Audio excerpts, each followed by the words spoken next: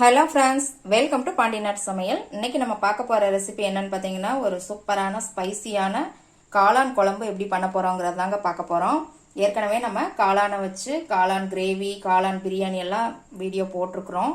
அந்த வீடியோ பார்க்காதவங்க போய் கண்டிப்பாக பாருங்கள். நான் டிஸ்கிரிப்ஷனில் லிங்க் கொடுக்குறேன் உங்களுக்கு. இப்போ வாங்க இந்த காளான் குழம்பு எப்படி பண்ணலாங்கிறத பார்க்கலாம். பாருங்கள் எவ்வளோ சூப்பராக இருக்குன்னு. இந்த காளான் குழம்புல நம்ம டிஃப்ரெண்ட்டாக இன்றைக்கி உருளைக்கிழங்கெல்லாம் சேர்த்து இன்றைக்கி பண்ணியிருக்கிறோம். இந்த வீடியோவை ஸ்கிப் பண்ணாமல் பாருங்கள். இப்போ வாங்க இதை எப்படி ப்ரிப்பேர் பண்ணலாங்கிறத பார்க்கலாம். இப்போ இந்த வீடியோவை பார்க்குறதுக்கு முன்னாடி சப்ஸ்கிரைப் பண்ணாதவங்க சப்ஸ்கிரைப் பண்ணிடுங்க. பக்கத்தில் இருக்க பெல் ஐக்கான் பட்டனையும் அமைக்கிருங்க. அப்போ தான் நான் போடுற வீடியோஸ் எல்லாம் உங்களுக்கு நோட்டிஃபிகேஷனில் வரும். இப்போ வரைக்கும் இந்த சேனலுக்கு சப்போர்ட் பண்ணிகிட்டு இருக்க எல்லாருக்குமே ரொம்ப ரொம்ப நன்றிங்க. மேலும் மேலும் சப்போர்ட் பண்ணிக்கிட்டே இருங்க. இப்போ வாங்க எப்படி ப்ரிப்பேர் பண்ணலாங்கிறத பார்க்கலாம். முதல்ல நம்ம இந்த காளான் குழம்புக்கு மசாலா ரெடி பண்ணிக்கலாம். இப்போ ஒரு கடாய் வச்சுருக்குறேங்க. அதில் ஒரு 2 ஸ்பூன் எண்ணெய் விட்டுக்கோங்க. இதில் 1 ஸ்பூன் மிளகு, 1 ஸ்பூன் சீரகம், 1 ஸ்பூன் சோம்பு இது லேசாக வறுத்துக்கலாம். இது லேசாக வாசம் வர அளவுக்கு வறுத்த போதுங்க. இப்போ இதோட 10 சின்ன வெங்காயம், பெரிய வெங்காயம் கொஞ்சம், அதாவது ஒரு பெரிய வெங்காயத்தில் பாதி போட்டிருக்குறேங்க. ரெண்டும் போடும்போது நல்லா டேஸ்ட்டாக இருக்கும். இதே லேசாக வதக்கிக்கலாம். இந்த காளான் குழம்பு ஒரு நான்வெஜ் குழம்பு ஈக்குவலுக்கு டேஸ்ட்டாக இருக்குங்க. கண்டிப்பாக ட்ரை பண்ணுங்கள். வீடியோவையும் ஸ்கிப் பண்ணாமல் பாருங்கள். இப்போ இதோட ஒரு மீடியம் சைஸ் தக்காளி ஒன்று போட்டு அதையும் சேர்த்து நல்லா வதக்கிக்கலாம். தக்காளியும் வதங்கிடுச்சுங்க. இப்போ கொஞ்சம் தேங்காய் சேர்த்துக்கலாம். தேங்காய் உங்கள் விருப்பத்துக்கு ஏற்ற மாதிரி தான். கிரேவி நிறைய வேணும் அப்படின்னா நீங்கள் அதிகமாக சேர்த்துக்கோங்க. இதே லேசாக வதக்கிக்கலாம். இப்போ எல்லாமே நல்லா வதங்கிடுச்சுங்க. இப்போ இதை ஆறுனதுக்கப்புறம் நம்ம மிக்சியில் நைஸாக அரைச்சி எடுத்துக்கலாம். இப்போ ஒரு பேன் வச்சுருக்குறேங்க. அதில் கொஞ்சம் எண்ணெய் விட்டுக்கலாம். ஒரு 3 ஸ்பூன் பக்கம் விட்டுக்கோங்க. இதில் 2 துண்டு பட்டை, ஒரு அன்னாச்சி பூ, 2 கிராம்பு இது லேசாக பொரியட்டும். இதோட ஒரு பெரிய வெங்காயம் இந்த மாதிரி பொடியை நறுக்கி போட்டுக்கோங்க. இதை நல்லா வதக்கிக்கலாம். இதோட 2 பச்சை மிளகாய் கீரி போட்டுக்கோங்க. வெங்காயம் நல்லா வதங்கணுங்க. இப்போ இதோட 1 ஸ்பூன் இஞ்சி பூண்டு பேஸ்ட் போட்டுக்கோங்க. இதுவும் பச்சை வாசம் போகிற அளவுக்கு நல்லா வதக்கிக்கோங்க. இப்போ இஞ்சி பூண்டு பேஸ்ட்டும் நல்லா வதங்கிடுச்சு. இதோட 1/4 ஸ்பூன் மஞ்சள் தூள், 1 ஸ்பூன் மல்லித்தூள்,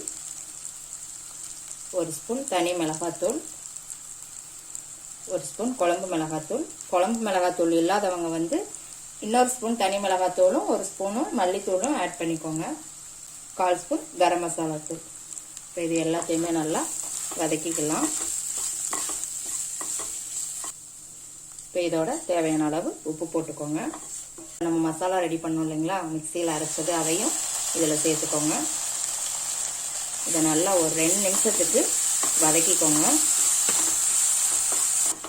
பாருங்கள் நல்லா வதக்கியாச்சு, பச்சை வாசம் போகிற அளவுக்கு. இப்போ இதோட நம்ம காளானை சேர்த்துடலாம். நான் இன்னைக்கு 200 கிராம் அளவுக்கு காளான் சேர்த்துருக்குறேங்க.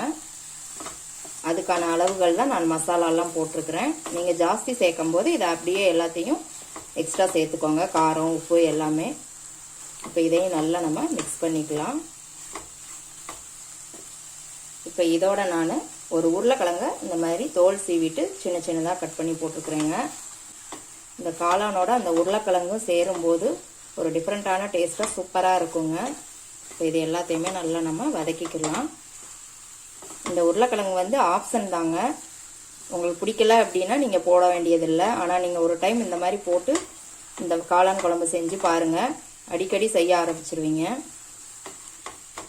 இந்த மசாலாவிலேயே ஒரு 2 நிமிஷத்துக்கு இந்த மாதிரி வதக்கி விட்டுக்கோங்க. பாருங்கள் நல்லா வதக்கியாச்சு. இப்போ இதில் நம்ம தண்ணி சேர்த்துக்கலாம்.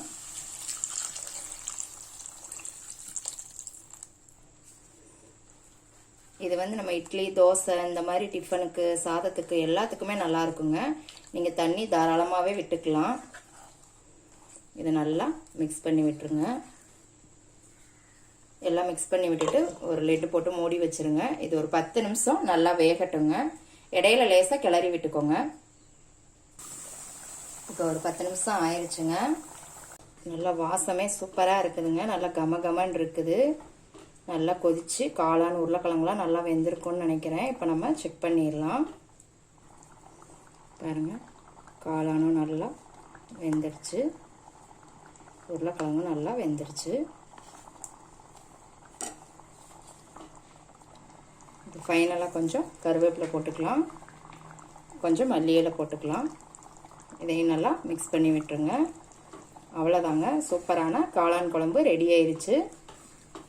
எப்படி இருக்குன்னு செஞ்சு பாருங்கள். கண்டிப்பாக செஞ்சு பார்த்துட்டு கமெண்ட்டில் போடுங்க. லைக் பண்ணுங்கள், ஷேர் பண்ணுங்கள், சப்ஸ்கிரைப் பண்ணுங்கள். கூடவே பெல் ஐக்கான் பட்டனையும் அமுக்குங்க. மறுபடியும் வேற ஒரு ரெசிபியோடு சந்திக்கலாம் ஃப்ரெண்ட்ஸ். அன்போடு சமைத்து ஆனந்தமாய் உண்டு இன்பமாய் வாழுங்கள். வாழ்க வளமுடன்.